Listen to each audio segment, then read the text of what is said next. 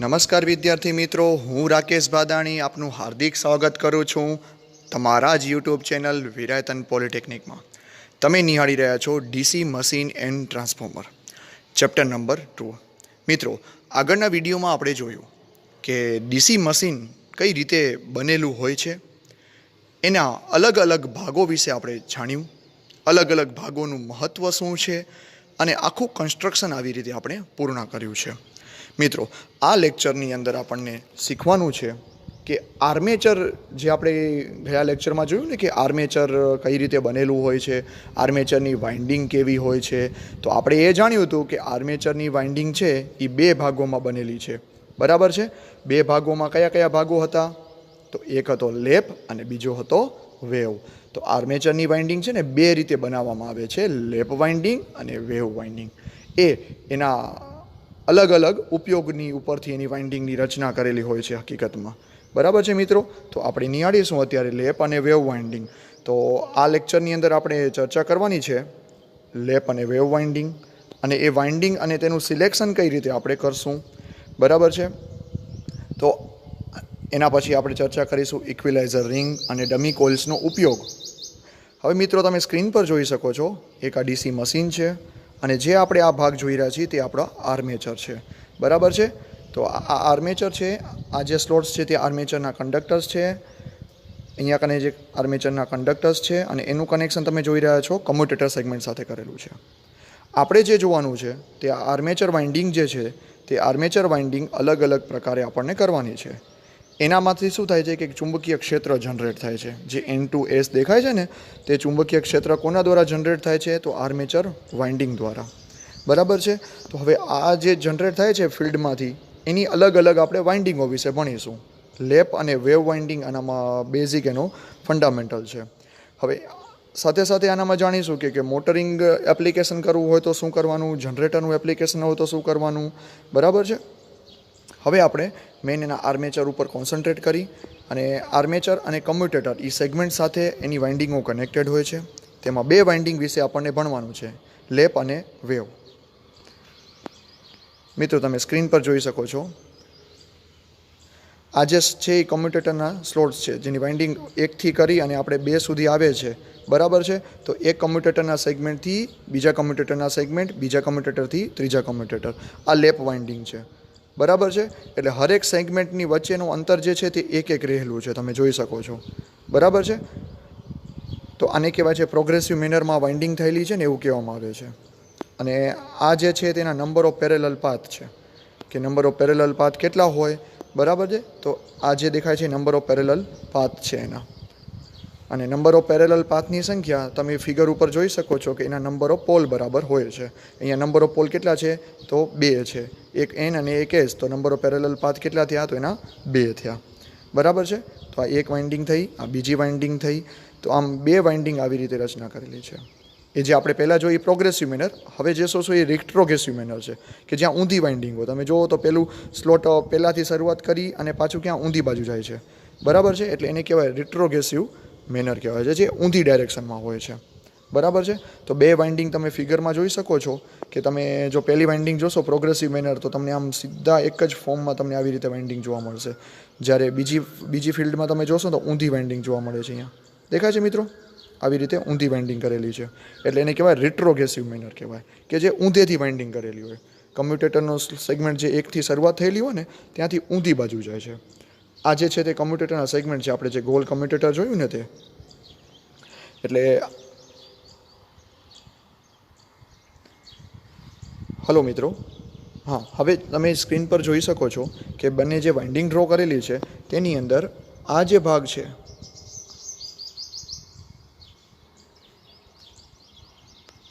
આ જે ભાગ છે તેને બેક પીચ કહેવામાં આવે છે. અહીંયાથી અહીંયાનો જે ભાગ છે ને તેને બેક પીચ કહેવામાં આવે. જ્યારે પહેલી વાઇન્ડિંગની શરૂઆત થાય અને બીજી વાઇન્ડિંગનો એન્ડ થાય, એ બંને વચ્ચેનો જે જગ્યા હોય છે તેને બેક પીચ કહેવામાં આવે છે. બેક પીચને આપણે YB થી ડિનોટ કરીએ છીએ. સેમ એવી રીતે રિટ્રોગ્રેસિવ મેનર હશે તો એની જે વાઇન્ડિંગની શરૂઆત થાય છે ત્યાંથી કરી અને એ વાઇન્ડિંગનો એન્ડ થાય છે, એ બંને વચ્ચે જે આ પેરેલલ પાથ થયા એ બંને વચ્ચેનું જે અંતર છે તેને બેક પીચ તરીકે ઓળખવામાં આવે છે. પછી જે પહેલી વાઇન્ડિંગ અને બીજી વાઇન્ડિંગ, જે ધારો જોજો તમે, આ પહેલી વાઇન્ડિંગ છે અને આ બીજી વાઇન્ડિંગ છે. તો આ બે વાઇન્ડિંગ વચ્ચેનું જે અંતર છે તેને રિયલ પીચ કહેવામાં આવે છે, બરાબર છે. રિઝલ્ટન્ટ પીચ છે એની, કે બંને વચ્ચેનો જે ડિફરન્સ કહેવાય ને આ બેક પીચ અને ફ્રન્ટ પીચ વચ્ચેનો, એ જ આપણો શું બને છે, એનો રિઝલ્ટન્ટ બને છે. તો રિઝલ્ટન્ટ બરાબર શું છે, તો back pitch minus front pitch છે. અને ફ્રન્ટ પીચ એટલે શું મિત્રો, કે જ્યારે પહેલી વાઇન્ડિંગનો જે અંત થતો હોય અને બીજી વાઇન્ડિંગની શરૂઆત થતી હોય. ફરીથી ફિગરમાં જોજો મિત્રો, પહેલી વાઇન્ડિંગનો અંત થતો હોય અને બીજી વાઇન્ડિંગની શરૂઆત થતી હોય, આ બંને વચ્ચેનો જે ગેપ છે તેને શું કહેવામાં આવે છે, ફ્રન્ટ પીચ કહેવામાં આવે છે, બરાબર. અને જો બેક પીચ અને ફ્રન્ટ પીચ આ બંનેની આપણે બાદબાકી કરીએ તો આપણને રિઝલ્ટન્ટ પીચ મળશે, જે YR તરીકે ડિનોટ થશે, બરાબર છે મિત્રો. ફરીથી હું તમને જણાવું છું, વાઇન્ડિંગની અંદર 3 એના કમ્પોનન્ટ છે મેઇન, એને સમજવા માટે કે એની પીચ જે છે એ કઈ રીતે બનેલી છે. તો પીચની અંદર વાત કરીએ આપણે, તો પહેલી વાઇન્ડિંગની શરૂઆત થાય છે અને પહેલી વાઇન્ડિંગનો જે અંત થાય છે, આ જે બે પેરેલલ પાથ છે એની વચ્ચેનું જે અંતર છે તેને બેક પીચ તરીકે ઓળખવામાં આવે છે. અને પહેલી વાઇન્ડિંગનો અંત થતો હોય અને બીજી વાઇન્ડિંગની શરૂઆત થતી હોય, એ બંને વચ્ચેના અંતરને ફ્રન્ટ પીચ તરીકે ઓળખવામાં આવે છે. અને આ બંનેની જો બાદબાકી આપણે કરીએ તો એનું રિઝલ્ટન્ટ આપણને મળશે, જેને રિઝલ્ટન્ટ પીચ એટલે કે YR તરીકે ઓળખવામાં આવે છે. અને મિત્રો સાથે આ જે આપણે કમ્યુટેટર સેગમેન્ટ છે એના, બરાબર છે, કમ્યુટેટરના સ્લોટ્સ છે, આ 1, 2 અને 3 એવી રીતના જે સ્લોટ્સ છે, આ બંને વચ્ચેનું અંતર જે છે તેને કમ્યુટેટર પીચ તરીકે ઓળખવામાં આવે છે. અને હંમેશા આની અંદર 1 જ હોય છે લેફ્ટ વાઇન્ડિંગમાં, બરાબર છે. સેમ એવી ને એવી રીતે આપણે રેટ્રોગ્રેસિવ મેનરમાં પણ એને આઈડેન્ટિફાઈ કરી શકીએ છીએ. ઓકે, તો ખાસ કરીને મિત્રો લેફ્ટ વાઇન્ડિંગ તમે કદાચ રેટ્રોગ્રેસિવ વિશે ઘણું ના સમજો તો વાંધો નહીં, અત્યારના સિલેબસ પ્રમાણે તમારે પ્રોગ્રેસિવ મેનરની અંદર જ એક વાઇન્ડિંગ તમે સમજી લેશો તો પણ ચાલશે. એટલે આ પ્રશ્નમાંથી વધારે પૂછાતું હોય તો આપણને લેફ્ટ વાઇન્ડિંગ અને વેવ વાઇન્ડિંગ વચ્ચેનું કમ્પેરિઝન પૂછાતું હોય છે એક્ઝામમાં. સાથે નાના પ્રશ્નોની અંદર બેક પીચ શું છે, ફ્રન્ટ પીચ શું છે અને રિયલ પીચ શું છે, એની રિઝલ્ટન્ટ પીચ, એના વિશે પણ માહિતી આપણને જાણવી જરૂરી છે. શોર્ટ ક્વેશ્ચનમાં પણ એ પૂછાઈ શકે છે મિત્રો. ચલો આગળ આપણે ચર્ચા કરીશું. આજે થઈ ગઈ તમારી રિયલ પીચ થઈ ગઈ. ઓકે, આ થઈ આપણી કમ્યુટેટર પીચ.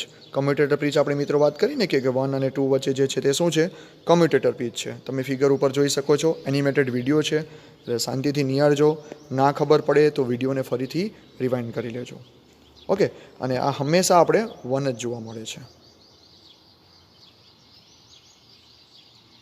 ઓકે, હવે જોઈશું આપણે કે સિમ્પલેક્સ લેફ્ટ વાઇન્ડિંગ અને ડ્યુપ્લેક્સ લેફ્ટ વાઇન્ડિંગ, આમ બે વાઇન્ડિંગો હોય છે હકીકતમાં. પણ અત્યારના સિલેબસ પ્રમાણે જો તમે ના આવડે તો પણ કાંઈ વાંધો નથી, કારણ કે અત્યાર સુધી કેવું છે કે સિમ્પલેક્સ લેફ્ટ વાઇન્ડિંગ વધારે પડતું તમારે ખ્યાલ જરૂરી છે, અને ડ્યુપ્લેક્સમાં કેવું છે કે ડબલ વાઇન્ડિંગ હોય છે, બીજું કાંઈ ફરક હોતો નથી એની અંદર. ઓકે, અને આ જે વાઇન્ડિંગનું કનેક્શન જે છે તેની અંદર ઇક્વિલાઇઝર રિંગ વપરાય છે. આપણે ડિટેલમાં મિત્રો ચર્ચા કરવાની છે હજી આગળ કે લેપ અને વેવમાં શું શું ફરક છે. આપણે અત્યારે ઓવરવ્યૂ જોઈ લઈએ કે આની અંદર મેઇન કોન્સેપ્ટ કયા કયા છે તેના જ, બરાબર છે. હવે મિત્રો આપણે જે ઇક્વિલાઇઝર રિંગની વાત કરતા હતા, ઇક્વિલાઇઝર રિંગ, બરાબર છે. ઇક્વિલાઇઝર એટલે શું મિત્રો? ઇક્વિલાઇઝરનું નામ સાંભળો, ઇક્વિલાઇઝર એટલે કે ભેગું કરવું, એક જ ઇક્વલ બનાવવું. તો આ જે અલગ અલગ કોઇલો છે તેમાંથી અલગ અલગ EMF ઇન્ડ્યુસ થતું હોય છે, જનરેટ થશે. તો આ જે પેરેલલ પાથ બધા બને છે તેની અંદર અનઇક્વલ EMF જનરેટ ના થાય એનું આપણને ખાસ ધ્યાન રાખવાનું છે. અને જે કમ્યુટેશન પ્રોસેસ છે, કમ્યુટેશન પ્રોસેસ એટલે કે જે આપણે કમ્યુટેટરથી આપણે બ્રશ જોડેલા હોય અને બ્રશમાંથી જે આપણે સપ્લાય લઈએ છીએ તે કમ્યુટેશન પ્રોસેસ છે ને એ સ્પાર્કલેસ થાય, એના માટે કરીને ઇક્વિલાઇઝર રિંગની જરૂર પડતી હોય છે, બરાબર. ઇક્વિલાઇઝર રિંગ શું કરશે કે અલગ અલગ કોઇલોનો ધારો કે પોઝિટિવ પાર્ટ હશે તે અને નેગેટિવ પાર્ટને ભેગા કરી અને વાઇન્ડિંગ, ધારો કે તમારી આપણી 6 વાઇન્ડિંગ હોય તો પણ એ વાઇન્ડિંગમાંથી છેડા કેટલા નીકળે, 2 જ બારે નીકળે, એવી એક રચના કરેલી હોય છે, બરાબર છે. એટલે આપણે સ્લોટ્સની જો વાત કરીએ તો એના કારણે શું થાય છે કે આ બધા પ્રોબ્લેમ્સને ઓવરકમ કરી શકશું આપણે ઇક્વિલાઇઝર રિંગની મદદથી. ઓકે, ચલો લેપ વાઇન્ડિંગ વિશે આપણે સમજીએ ડિટેલમાં.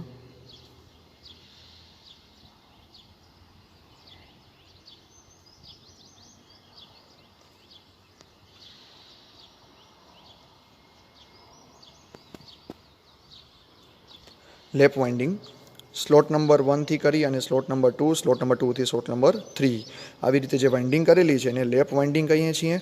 અને નંબર ઓફ પેરેલલ જે આ કોઇલ થઈ ને આપણે જે ટોટલ કોઇલો એ કોઇલના શું પ્રમાણમાં હોય, ધારો કે આ પેરેલલ તમે જોઈ શકો છો પેરેલલ છે એટલે આપણે સર્કિટમાં ભણ્યા છીએ કે પેરેલલ રસ્તાઓ જો વધારે હોય, બરાબર છે, સોરી મિત્રો, હા, પેરેલલ રસ્તાઓ જો વધારે હોય, ધારો કે કોઈ આપણે સર્કિટ વિશે ભણ્યા છીએ અત્યાર સુધી, બરાબર છે, તો સર્કિટમાં જાણ્યું છે આપણે કે ધારો કે આ એક કોઇલ છે આપણી, આ એક કોઇલ છે, આ એક બીજી કોઇલ છે, આ એક ત્રીજી કોઇલ છે, આ 3 કોઇલ છે. તો આનો જે ટોટલ કરંટ જે છે આપણે રિઝલ્ટન્ટ જે કરંટ છે એ કેટલો મળે, તો કરંટ I1, I2 અને I3, આ 1, 2 અને 3 આ 3 કોઇલોનો જે સરવાળો થાય એ રિઝલ્ટન્ટ કરંટ આપણો કયો હોય, I હોય છે. તો જેમ નંબર ઓફ પેરેલલ પાથ વધતા જાય એમ કરંટ જે છે તે શું થશે, એડ થતો જશે. એટલે તમે અહીંયા જોઈ શકો છો ફિગરની અંદર કે લેપ વાઇન્ડિંગ જે છે તેમાં નંબર ઓફ પેરેલલ પાથ તમે જોશો તો આવી રીતે આમ પ્રોગ્રેસિવ મેનરમાં વધતા જ જાય છે. જેમ જેમ કોઇલ એક્સપાન્ડ થતી જશે આમ આ જે છે આખી આમ કોઇલ બનતી જાય, એ કોઇલ એક્સપાન્ડ થતી જશે તેમ એના નંબર ઓફ પેરેલલ પાથ કેવા થશે, વધતા જશે. તો નંબર ઓફ પેરેલલ પાથ વધે છે, સાથે સાથે એનો કરંટ પણ શું છે, વધતો જાય છે. એટલે કે આ લેપ વાઇન્ડિંગનો ઉપયોગ ક્યાં થાય છે, તો જ્યાં વધારે કરંટની રિક્વાયરમેન્ટ હોય. બરાબર, આપણે જાણીએ છીએ મિત્રો કે જેમ જેમ પેરેલલ પાથ વધે છે તેમ તેમ શું થાય છે કે ધારો કે અહીંયાથી કરંટ ડ્રો થાય છે, તે આ કરંટ ડ્રો થાય છે, તો ટોટલ કરંટ શું થશે, તો આ બંને કરંટનો સરવાળો થાય છે. તો જ્યાં વધારે કરંટની રિક્વાયરમેન્ટ છે ત્યાં લેપ વાઇન્ડિંગનો ઉપયોગ થશે. એટલે જો કરંટ વધારે હશે તો વોલ્ટેજ કેવો હશે, ઓછો હશે. તો ઓછું વોલ્ટેજ અને વધારે કરંટની રિક્વાયરમેન્ટ જ્યાં હોય ત્યાં લેપ વાઇન્ડિંગનો ઉપયોગ થાય છે. તો એના જો આપણે એપ્લિકેશન જોઈએ આપણે તો એપ્લિકેશન ફિગર ઉપર તમે જોઈ શકો છો કે એક જે તમને દેખાય છે તે શું છે, વેલ્ડિંગ છે. તો વેલ્ડિંગ મશીન જે છે, તો વેલ્ડિંગ મશીનમાં તમે જાણો છો કે વધારે કરંટની જરૂર હોય, ત્યાં કોઇલના આંટાઓ જે છે એનામાંથી આપણે વધારે કરંટ મળે છે અને વોલ્ટેજ ઓછો મળે છે. બીજું જે છે તે સાયકલની અંદર જે આપણે ડાયનામો યુઝ કરીએ છીએ તેની અંદર પણ જે લાઇટને ઇમિટ થવા માટે વધારે કરંટની જરૂર હોય છે. તો આ બંને એક્ઝામ્પલ જે છે તે લેપ વાઇન્ડિંગના છે, બરાબર છે. હવે આપણે જોઈએ તો એની વેવ વાઇન્ડિંગ કઈ રીતની હોય છે. વેવ વાઇન્ડિંગની જે શરૂઆત થઈ અને જે બીજા સ્લોટમાં એન્ડ થાય છે, હવે ત્યાંથી જ બીજી વાઇન્ડિંગની શરૂઆત થઈ અને છેક આગળના સ્લોટમાં એ વાઇન્ડિંગ જશે. એટલે તમે જોઈ શકો છો મિત્રો કે જે આપણે આ શેપ બને છે ને એ પણ એક વેવના ફોર્મમાં શેપ બને છે. વેવ મિત્રો, વેવ એટલે કે આપણે કેમ મોજો કહીએ, એક આ મોજું એક આવી રીતે. આગળ વાઇન્ડિંગ જે જોઈ તેમાં આવું ન હતું, બરાબર છે. આગળની વાઇન્ડિંગ કેવી હતી, એકબીજા ઉપર લેપિંગ થતી હતી. લેપિંગ થવું એટલે એક ઉપર એક ચડવું. ને આની અંદર કેવું છે કે વાઇન્ડિંગ આગળ પ્રોગ્રેસિવ મેનરમાં આગળ વેવમાં વધતી જાય છે. સાથે નંબર ઓફ પેરેલલ પાથ છે તેમાં વાઇન્ડિંગ તમે જોઈ શકો છો કે બંને પોલ અલગ અલગ છે. તો પોલની સંખ્યાઓ કેટલી છે, ત્યાં 2, અને નંબર ઓફ પેરેલલ પાથ પણ ત્યાં કને 2 થાય છે, બરાબર છે. એટલે કે પોલ વધારે થતા જશે અને નંબર ઓફ પેરેલલ પાથ હંમેશા 2 રહેશે, બરાબર છે. તો હવે ઇક્વિલાઇઝર રિંગની આનામાં જરૂરત હોતી નથી, બરાબર છે. ખાસ ધ્યાન રાખજો કારણ કે એનો પેરેલલ પાથ છે ને બહુ ઇક્વલી ડિસ્ટ્રીબ્યુટ થયેલા છે. કારણ કે જે વાઇન્ડિંગની આપણે રચના જોઈ એ પ્રમાણે આપણે લાગુ કે વાઇન્ડિંગ જે છે એ કેવી છે, આપણે પ્રોગ્રેસિવ મેનરમાં આપણને આવી રીતે વેવ શેપમાં બતાવેલી છે. તો એના કારણે ઇક્વિલાઇઝર રિંગની અહીંયા જરૂરત પડતી નથી. તો આ બધા એના એડવાન્ટેજીસ અને ડિસએડવાન્ટેજીસ જો આપણે સમજી જશું ને તો એની જે કમ્પેરિઝન જે કરવું છે એ બહુ જ ઇઝીલી આપણે કરી શકશું કમ્પેરિઝન એનું. હવે એના કમ્પોનન્ટની વાત કરીએ આપણે તો બેક પીચ અને ફ્રન્ટ પીચ. તો આપણે મિત્રો જે લેપ વાઇન્ડિંગમાં જોયું સેમ એવી જ રીતે આપણે વેવ વાઇન્ડિંગમાં જોઈશું કે પહેલી વાઇન્ડિંગની શરૂઆત થાય અને બીજી વાઇન્ડિંગનો અંત થાય. આ બંને વચ્ચેના ગેપને આપણે શું કહીએ છીએ, બેક પીચ કહીએ છીએ, બરાબર છે. તો ફંડામેન્ટલ જે છે કે ડેફિનેશન એ તો સેમ જ રહેવાની છે, પણ એના અંતરોનું જે છે ને એ ડિફરન્સ આવી જશે. કારણ કે અહીંયા તમે જોઈ શકો છો આ પહેલી વાઇન્ડિંગની શરૂઆત અને પહેલી વાઇન્ડિંગનો અંત, એ બંને વચ્ચેનો જે અંતર છે એને આપણે બેક પીચ YB કહીશું, બરાબર છે. અને બીજું આપણે નિહાળ્યું હતું કે જ્યારે પહેલી વાઇન્ડિંગનો અંત થાય છે, બરાબર, ત્યાંય અને બીજી વાઇન્ડિંગની જે શરૂઆત થાય છે એ બંને વચ્ચેને આપણે શું કહેતા હતા, તો એને ફ્રન્ટ પીચ કહેતા હતા. તો તમે જોઈ શકો છો મિત્રો કે પહેલી વાઇન્ડિંગનો જે અંત થાય છે અને બીજી વાઇન્ડિંગની જે શરૂઆત થાય છે તો એ બંને વચ્ચેના અંતરને શું કહેશું, આપણે ફ્રન્ટ પીચ કહીશું.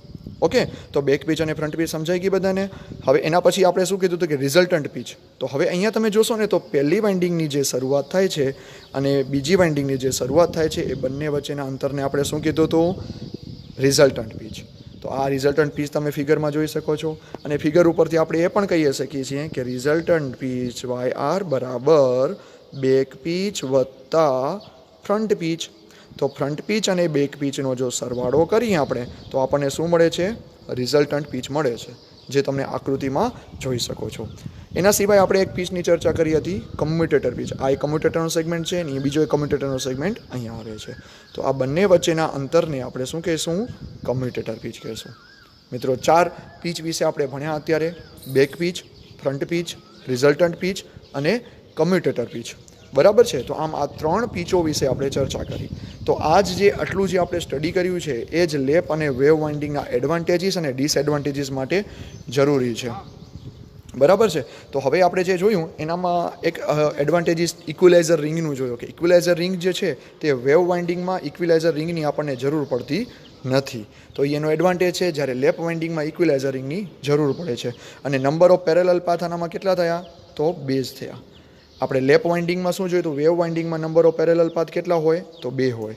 અને લેપ વાઇન્ડિંગમાં કેટલા હતા? તો લેપમાં જેટલા પણ પોલની સંખ્યા હતી, ધારો કે 2 પોલનું મશીન હોય તો નંબર ઓફ પેરેલલ પાથ એના 2. જો 4 પોલનું મશીન હોય તો નંબર ઓફ પેરેલલ પાથ 4. આમ આપણે આગળ જોયું છે. હવે આપણને શું જોવાનું છે મિત્રો? કે એના કમ્પેરિઝન આપણે જોઈ લઈએ ડિરેક્ટલી. તો કમ્પેરિઝન, આ જ પ્રશ્ન છે ને સૌથી વધારે વખત આ કોન્સેપ્ટમાંથી પૂછાયેલો છે. બરાબર? લેપ અને વેવ વાઇન્ડિંગ. બરાબર છે? તો લેપ અને વેવ વાઇન્ડિંગનું જો કમ્પેરિઝનની વાત કરીએ તો સૌ પ્રથમ કોઇલ શાનામાં કનેક્ટેડ છે? તો પેરેલલ. બરાબર? લેપ વાઇન્ડિંગમાં આપણે જોયું ને કે એક અહીંયાથી આમ કનેક્ટેડ હતી, પછી આવી રીતે આમ કનેક્ટેડ, પછી આવી રીતે આમ કોઇલ આખી બનતી જતી હતી. બરાબર છે? તો આમ કોઇલ આવી રીતે બનતી જાય તો એના જે આ પાથ હતા ને એ બધા કેવા હતા? સમાંતર હતા. અને હવે જ્યારે વેવ વાઇન્ડિંગની આપણે વાત કરીએ તો વેવ વાઇન્ડિંગ અહીંયા આવી, પછી ડાયરેક્ટ આગળની બાજુ ગઈ. તો આને શું કહેવાય? સિરીઝમાં કહેવાય. બરાબર છે? કારણ કે આ એક કોઇલ થઈ, પછી આ બીજી કોઇલ છે, તો આમ આ સિરીઝમાં કનેક્ટેડ હતી. બરાબર છે? તો હવે આગળ જોઈ